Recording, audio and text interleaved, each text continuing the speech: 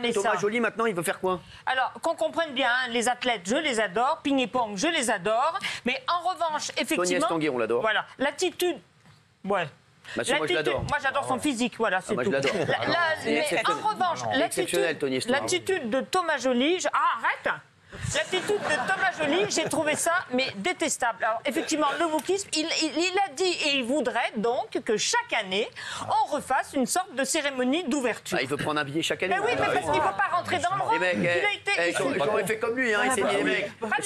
Et si je prenais un billet chaque année, les mecs, avec ses conneries. 14 juillet. Et pas de la même façon, parce qu'il a pris goût au fait d'être encensé, et je comprends très bien que rentrer dans le rang, ça l'emmerde. Il a pris goût aussi de prendre un gros billet tous les ans. Oui, mais bien sûr. Mais bien sûr. Faut arrêter Et de j'ai nous prendre trouvé pour des ça cons. détestable, cette espèce de wokisme et le fait de dire il faut politiser et apporter notre culture dans les milieux ruraux. Mais qu'est-ce qu'ils en ont à foutre, honnêtement, dans les milieux ruraux, de la vision de Thomas Joly sur la culture parisienne? Calme-toi quand même, bébé, t'es en train de devenir folle. Donc, moi, non, mais... je suis allé là, elle a raison.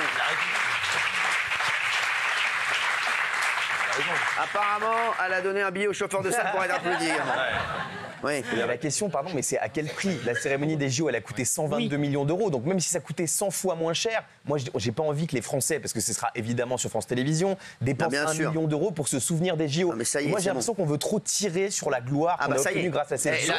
La cérémonie là, des athlètes, là, les pauvres, c'était ni fait ni à faire. C'était une kermesse. Non, mais c'était magnifique. Paris était à la capitale du monde pendant un mois avec les Jeux Olympiques et les Paralympiques. Maintenant, stop, c'est bon. Et on a l'impression que c'est une bande de potes, Anne Hidalgo, Thomas Joly, qui veulent se faire kiffer en laissant les anneaux sur la Tour Eiffel, etc.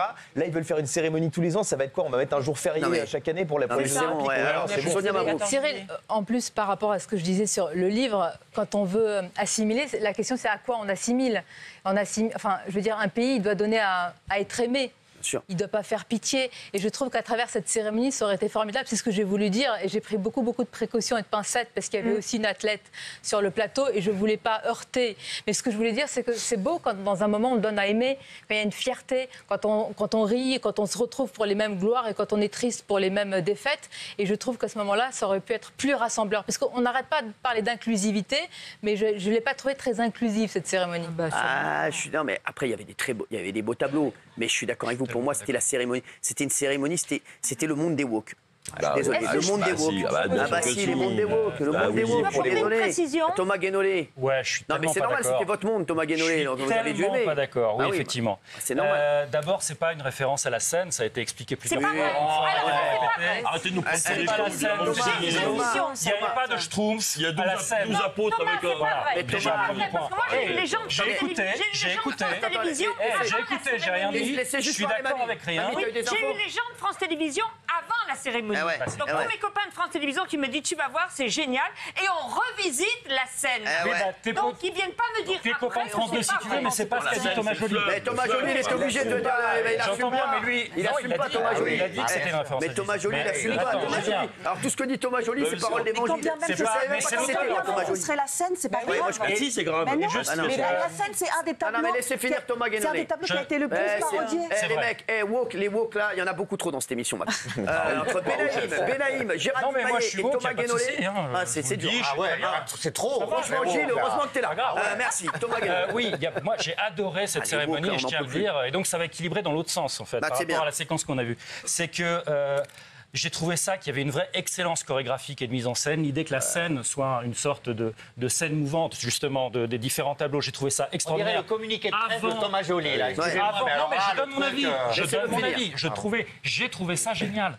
L'idée, en fait, moi, je regarde la scène différemment depuis qu'il y a eu cette cérémonie. Avant, ça ne m'intéressait pas, ce fleuve. Maintenant, je le vois directement. Je le vois différemment. Je le vois comme un lieu d'expression artistique. Moi, j'ai toujours préféré la Garonne. En plus de ça, il y a des références à l'histoire et aux arts et à l'excellence française. En veux-tu, en voilà, absolument partout. La Montgolfière, la comédie musicale Les Misérables, accessoirement, les moments de l'histoire auxquels ça fait référence, Marie-Antoinette, etc. Il n'y a pas tout. Bonaparte, Mais justement, c'est ça qui est intéressant aussi.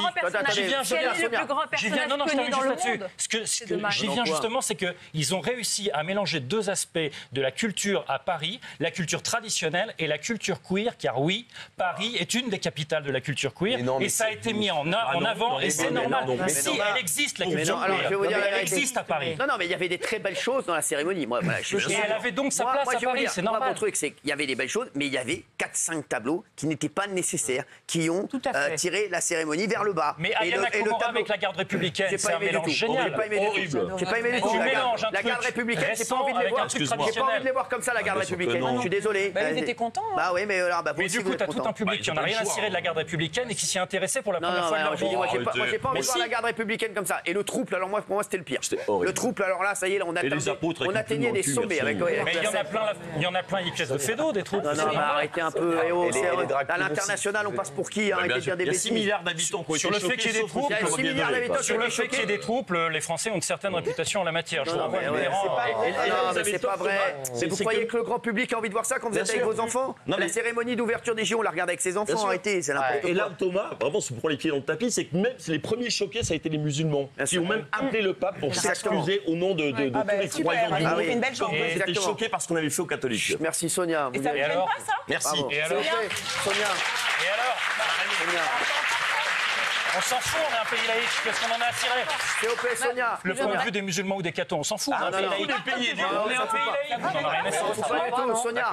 Moi, j'aimerais qu'on retrouve ce pourquoi la France a été admirée dans le monde entier. Voilà. Est-ce que c'est si compliqué, tout simplement? Vous savez, il y a un mot qu'on utilise plus souvent. Il y a deux mots. Le mot la beauté, et là, on peut ne pas être d'accord. Il y a des choses belles et pas belles. Il y a le mot respect. Exactement. On n'est pas obligé de toujours, the respect, d'aller contre les convictions de certains ou de moquer les convictions des autres pour plaire. C'est ça, simplement. Est-ce que c'est si pas compliqué? Pour plaire, c'était pour mélanger toutes les cultures qui existent à Paris. C'est ça qui est intéressant. Sonia, si je peux me permettre, aussi respecter la culture queer. C'était pour plaire, vous savez quoi? C'était juste pour mettre des messages. Ils se sont dit, vous savez quoi? On va faire chier un peu aussi.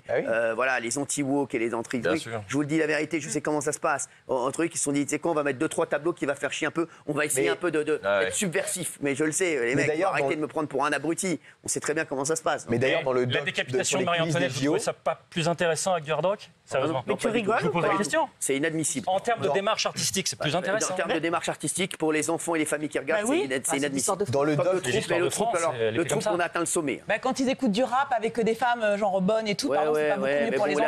Les woke, alors les woke, ce sera un par personne maintenant. Un par séquence, parce que maintenant il y en a 3 dans l'émission. Gilles, heureusement que vous êtes là. C'est insupportable, mais le bobo de gauche là, non, c'est bon quoi. Laisse-le, on l'a mis. Tu vas te faire grand remplacer. Thomas vient de dire tu vas te faire grand remplacer, c'est très drôle. Je vous ai mis à côté de Benaïm, comme ça vous n'êtes pas des paysés. À un moment, je vais faire. À ce rythme-là, on va faire tout un côté woke. On va les mettre tous à côté. Oui. Dans le documentaire sur le coulisses des JO, on voit Thomas Joly en régie pendant la cérémonie qui lit des tweets contre Ayana Kamura, contre les drag queens, etc.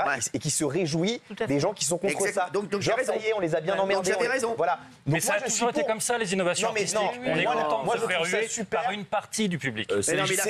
Comme l'a dit Sonia, c'était une cérémonie politique. Par exemple, la culture queer, je trouve ça super de la mettre en avant, de faire 45 minutes sur les drag queens. Je trouve ça pas représentatif et c'était pour faire chier le monde. Et si demain tout s'inversait, et Sonia qu'on retrouve bien sûr sur Europe 1, sur CNews.